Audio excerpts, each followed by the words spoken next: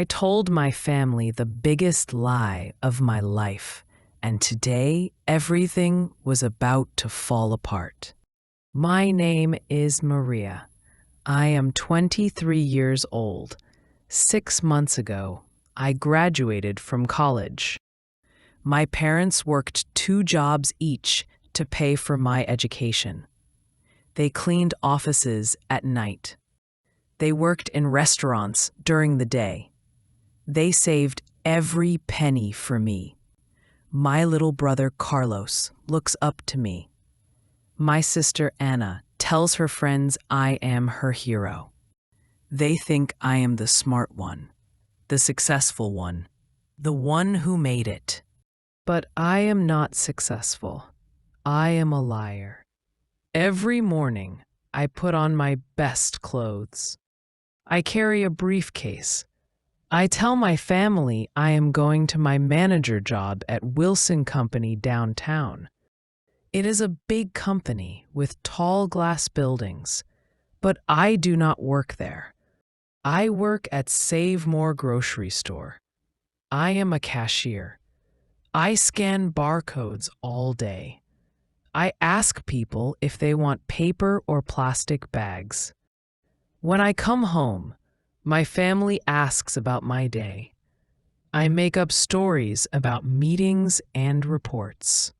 I talk about my office and my assistant. I describe the view from my window. None of it is true. I started lying the day I got the job at Save More. I had been looking for work for 3 months. I sent my resume to hundreds of companies. Nobody wanted me. Finally, Save More called me back. I was desperate. I needed money. My student loans were due, but I could not tell my parents the truth. They had worked so hard, they expected so much. So I lied. I said Wilson Company hired me as a manager. My parents cried with joy. They were so proud. They called all our relatives. They told everyone about my success. The lie grew bigger every day. My mother bought me expensive work clothes with money she did not have. My father told his friends about his daughter, the manager. Carlos wrote about me in a school essay. I felt terrible, but I was trapped. How could I tell them the truth now? Every day at Save More was torture. I was afraid someone would see me. Our neighborhood was far from the store, so I felt safe, but I was always nervous. My manager, Mrs. Davis, was kind to me. She said I was a good worker. She said I might get promoted soon, but I could not be happy about it. It was just a grocery store job, not the career my parents dreamed about. Then came the worst day of my life. It was a Tuesday morning. I was working at Register 3. The store was busy. I was scanning items and making small talk with customers. An old woman came to my register. She had gray hair and kind eyes. She looked familiar, but I could not remember where I had seen her. She put her groceries on the counter. Milk, bread, bananas, rice. I started scanning them. "Thank you, dear," she said. Her voice was soft and sweet. I looked up at her face. My heart stopped beating. It was my Aunt Rosa, my mother's sister. She was looking right at me. Her eyes were wide with surprise. She opened her mouth like she wanted to say something, but then she closed it. I kept scanning her groceries. My hands were shaking. I could barely hold the items. "That will be $23.50, I whispered. She paid with cash. She did not say my name. She did not ask questions. She just smiled at me sadly and walked away. But I knew she recognized me. I knew she would tell my mother. I could not focus for the rest of my shift. I made mistakes. I dropped things. Mrs. Davis asked if I was feeling okay. When I got home that evening, everything seemed normal. My mother was cooking dinner. Carlos was doing homework. Anna was watching TV. But I could see something in my mother's eyes. A question. A worry. How was work today? She asked. Fine, I said. Just the usual meetings. She nodded, but she kept looking at me strangely.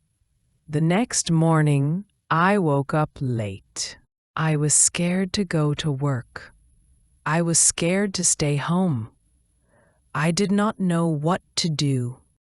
When I came home that evening, my whole family was sitting in the living room. They were all quiet. They were all looking at me. My mother stood up. Maria, we need to talk. My heart was pounding. This was it. The moment I had been dreading. And Rosa came by today. My mother said. She told me something interesting. I could not speak. I could not breathe.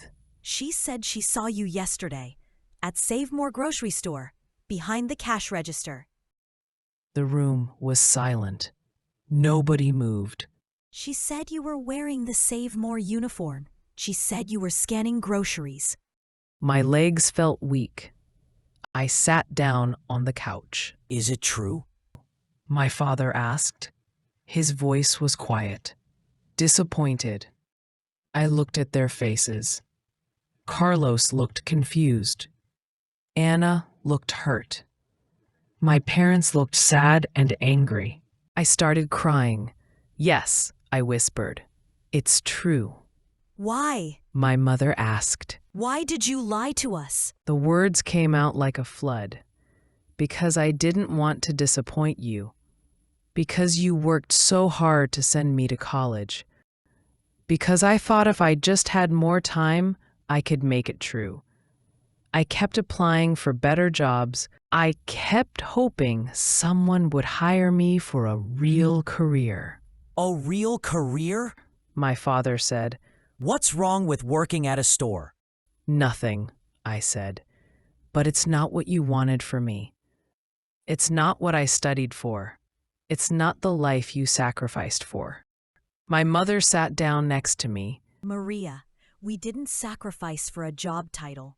We sacrificed for you, for your happiness, for your future. But I'm just a cashier, I said. I scan barcodes and bag groceries. I'm not successful. I'm not the daughter you deserve. Anna started crying too. I don't care what job you have. You're still my sister. You're still my hero. Carlos nodded. I wrote about you in my essay because you work hard, not because of your job title. My father put his hand on my shoulder. We are disappointed, Maria, but not because of your job. We are disappointed because you lied, because you didn't trust us with the truth. We all cried together. I apologized over and over. I promised never to lie again. That night, my mother came to my room. She brought me a cup of tea. Next time, don't lie. She said quietly. But I'm still proud you're working hard. Any honest work is good work. The next morning, I went to Save More, wearing my uniform with pride. I did not pretend to be someone else.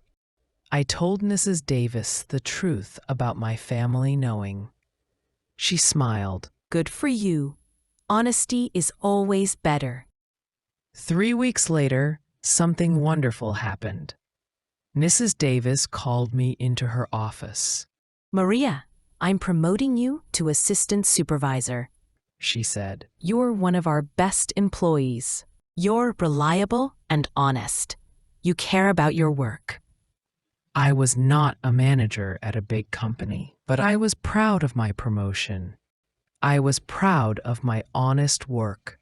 When I got home, I told my family the truth. The whole truth. They celebrated with me. They were genuinely happy.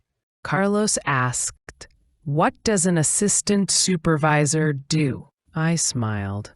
I help train new cashiers. I count the money at the end of the day. I help customers with problems. That sounds important, Anna said. It is important. My father said. Every job that helps people is important. That night, I realized something. My family never needed me to be perfect. They never needed me to have a fancy job. They just needed me to be honest. They just needed me to be myself. I learned that lies only make problems bigger. Truth might hurt at first, but it always feels better in the end. I am still working at Save More. I am still learning. I am still growing.